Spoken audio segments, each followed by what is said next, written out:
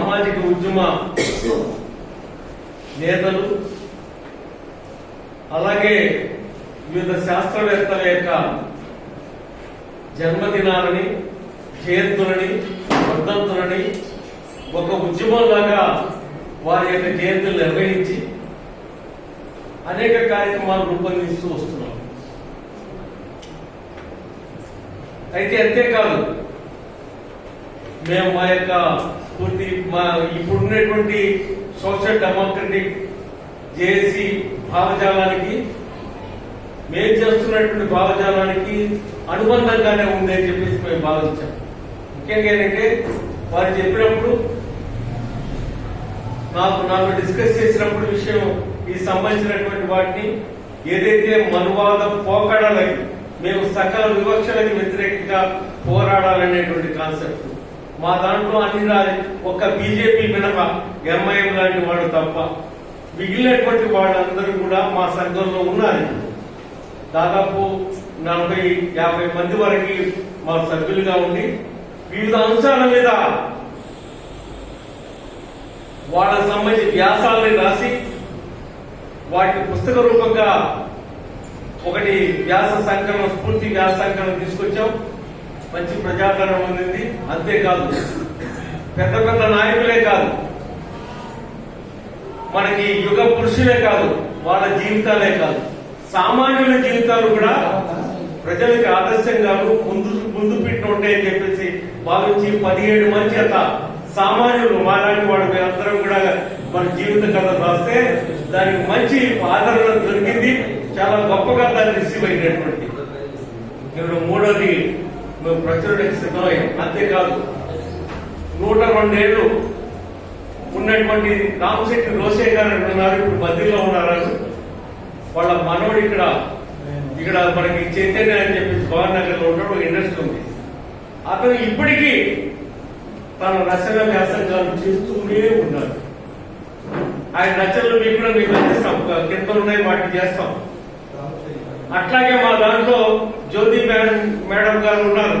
వాళ్ళకి అటువంటి వాటిని వారికి సంబంధించినటువంటి ఇటువంటి విషయాలన్నింటినీ కూడా మేము పొందుపరిచి చేస్తున్నాం. ఈ యొక్క వాదనకి, ఇటువంటి భావజాలానికి మేము సానుకూలంగా ఉండి దీంట్లో భాగస్వామ్యం అవుతామని చెప్పేసి మేము భావించడం జరిగింది. అయితే ఇప్పుడు ఉండేటువంటి వాటిల్లో అనేక సమస్యలు ఉన్నాయి. అన్ని సమస్యలతో పాటుగా ఆర్థిక పరమైన రాజకీయ పార్టీలుగా వాళ్ళు ఆర్థిక పరమైన అంశాల మీద, వాటి మీద, ఇంటి మీద పోరాటాలు, ఆందోళనలు ఇవన్నీ నిర్వహిస్తారు.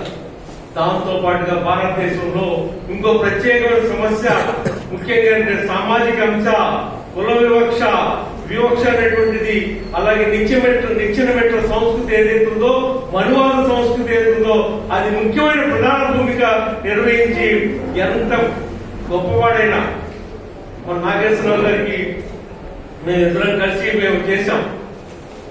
కుల వివక్ష ఎట్లా ఉంటుందంటే, ఈసీఎల్లో మేనేజర్ గా ఉండేటువంటి వారు ఎస్సీగా ఉన్నట్టయితే అతన్ని చూసే వ్యవహార శైలికి మిగిలినటువంటి వాళ్ళు చూసే వ్యవహార శైలికి తేడా ఉంటుంది. వాళ్ళు అక్కడే ఉంటారు. చూసేటప్పుడు వీళ్ళందరూ ఎవరయ్యా అంటే, ఎవరంటే గవర్నమెంట్ యొక్క అల్లుడయ్యాడు, ఇంకోటో అని చెప్పేసి చూసేటువంటి ధోరణి, వివక్షత ఉన్నది బాగా. ఆ వివక్షకి వ్యతిరేకంగా పోరాటం అనేటువంటి ముఖ్యమైనటువంటి ఈ నిచ్చెన మెట్ల సంస్కృతి అనేటువంటి కుల వ్యవస్థని కూకటి వేళతో తొలగించాల్సిన అవసరం ఉంది. అయితే అది ఈనాడు మన మధ్య ఉన్నటువంటి వాటిని దృష్టిలో పెట్టుకుని అటువంటి వాటికి సంబంధించి నిజమైన గణన చేసి వారందరినీ అభివృద్ధి పరచడం కోసం ఆనాడు అంబేద్కర్ గారు రిజర్వేషన్ సౌకర్యాన్ని కల్పించారు.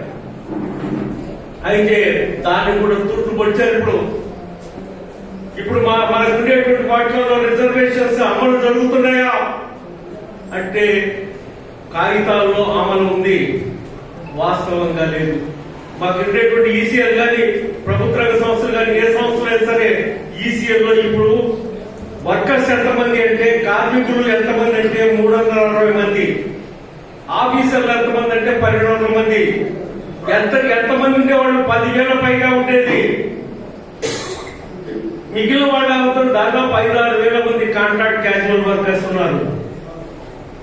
కానీ కాంట్రాక్ట్ క్యాజువల్ వర్కర్స్ లో రిజర్వేషన్